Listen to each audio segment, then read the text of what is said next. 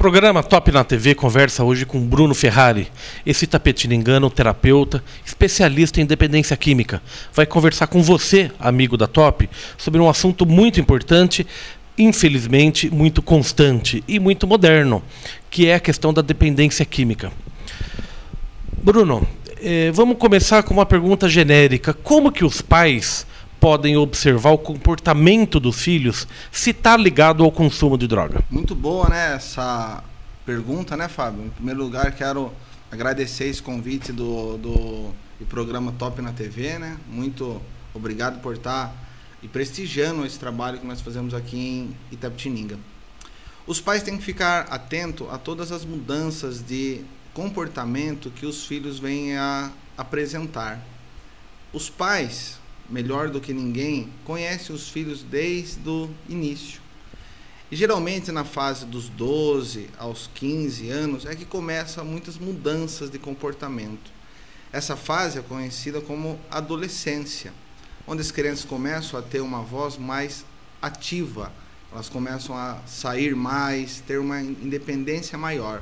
Então é importantíssimo entender o que seria uma adolescência. São comportamentos naturais, e o que seria um indício de uso de álcool ou drogas, onde a criança começa a ficar um pouco mais revoltada que o normal e ela deixa de cumprir com as responsabilidades que até então ela vinha cumprindo. Então uma criança que estava frequentando escola normalmente, estava tirando notas boas, ela deixa de estar fazendo isso, ela perde o interesse dela por algumas coisas que antes eram importantes. Então essas mudanças têm que ser bem observadas pelos pais, pelos educadores, para eles poderem estar diagnosticando rapidamente isso. Perfeito. Você falou bem aí da adolescência, entre os 12 e 15 mais ou menos. Então, quer dizer, é normal a mudança de comportamento, né? O jovem, o adolescente começa a ter escolha, é uma revolta natural. Então, quer dizer, não pode confundir essa transformação normal da adolescência com o consumo de álcool e droga, né? Não é toda... não são todos os jovens, né? Alguns indicadores práticos. A companhia que o jovem começa... É um indicador também? Essa idade dos 12 aos 15 anos, ela começa a ter uma independência maior. Então é importante que os pais, educadores, estejam atentos às amizades que eles têm também.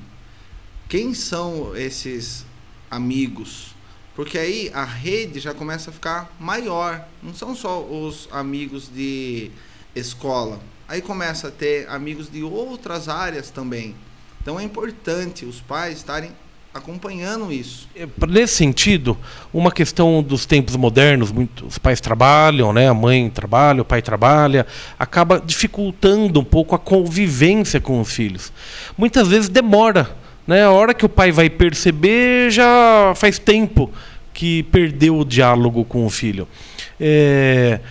Que dica você deixa para os pais para recuperar essa capacidade de diálogo, de convivência com os jovens? Isso aí é uma crença limitante por parte dos pais, porque não importa a quantidade de tempo, e sim a qualidade que esse tempo é disponível para os filhos.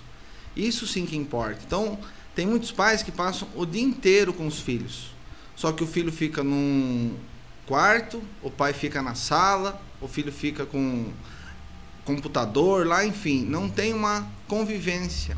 Então, o importante que eu vejo é a qualidade disso, a conversa que esses pais estão tendo com os filhos.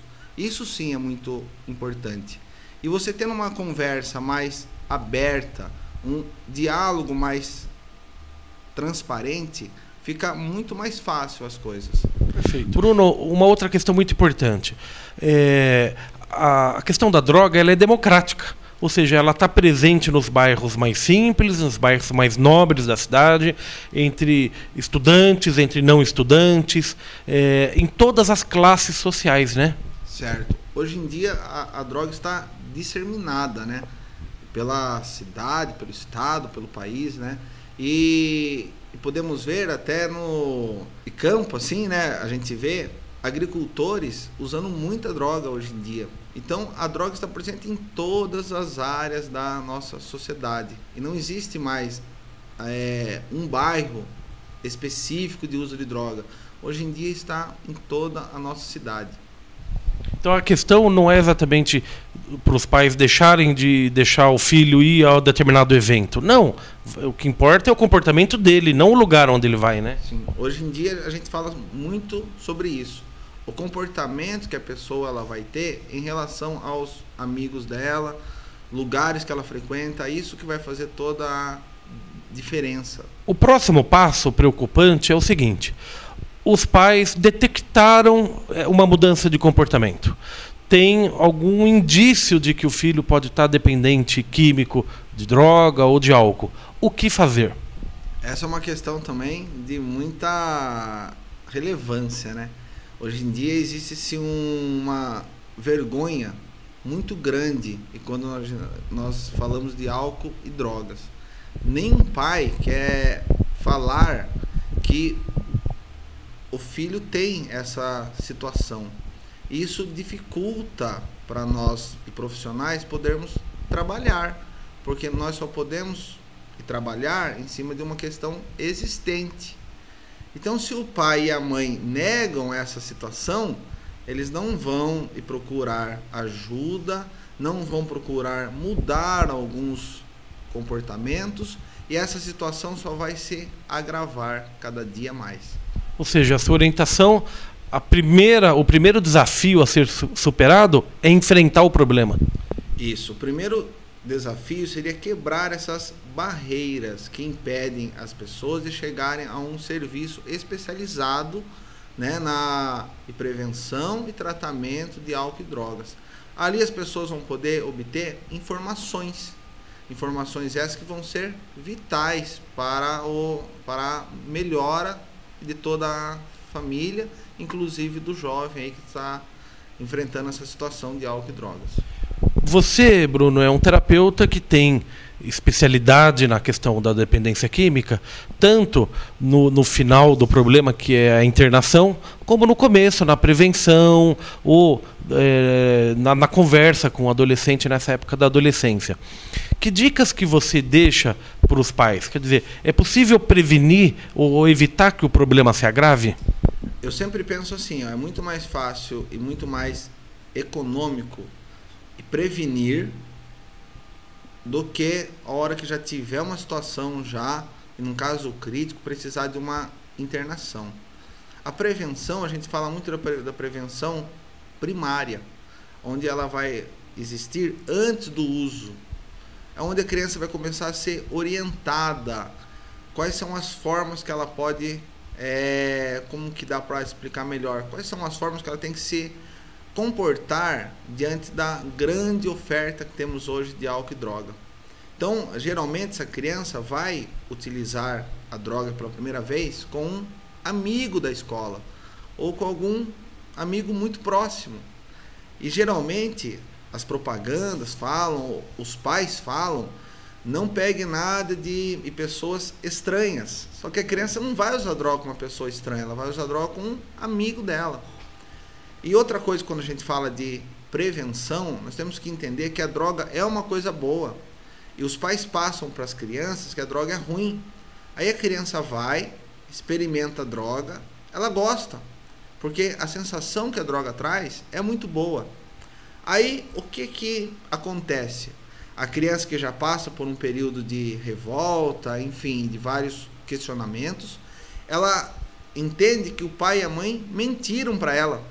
Aí se quebra também um laço importantíssimo, que seria com o pai de confiança. Um laço de confiança com os pais e com a mãe, com a família de um modo geral.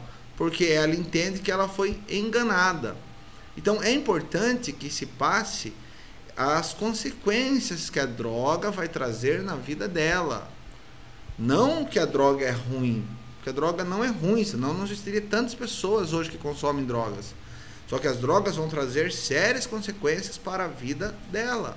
Ela vai perder tempo de estudo, vai perder relacionamentos, ela vai ter sérias complicações no decorrer da da vida dela. Então, acho que a prevenção, nós precisamos hoje mudar o foco dela.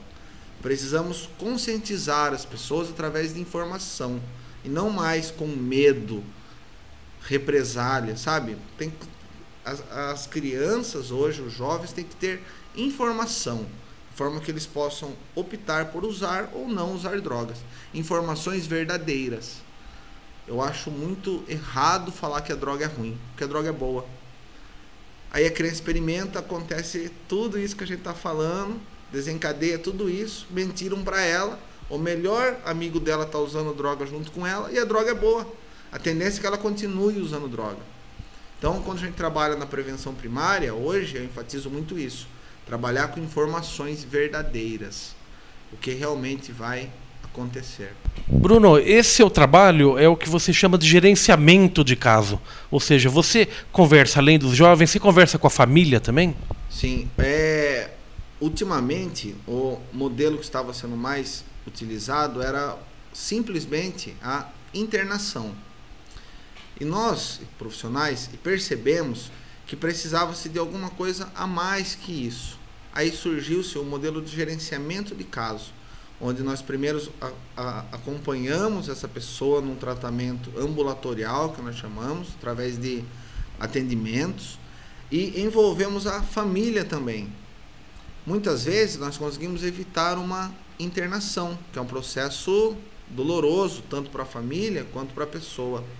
Então, o gerenciamento de caso, ele possibilita muitos ganhos, principalmente futuros, onde a pessoa começa a ter uma base melhor.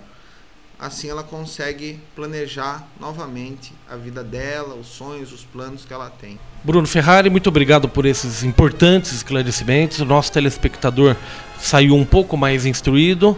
Quero agradecer e deixar sempre o programa Top na TV à sua disposição. Muito obrigado. Obrigado, Fábio, né? Obrigado ao programa Top na TV. Uma dica que eu posso falar aqui também para nós encerrarmos é sempre procure um profissional. Procure um profissional especializado que entenda de dependência química e prevenção, que possa dar uma melhor orientação. As pessoas têm que entender que a dependência química é uma doença e sempre que nós estamos doentes, nós procuramos um profissional que possa nos ajudar. Então é isso que a sociedade hoje precisa começar a ter essa nova visão. Muito obrigado. Esta foi mais uma entrevista exclusiva do programa Top na TV. Assista a outras entrevistas acessando www.topdacidade.com.br.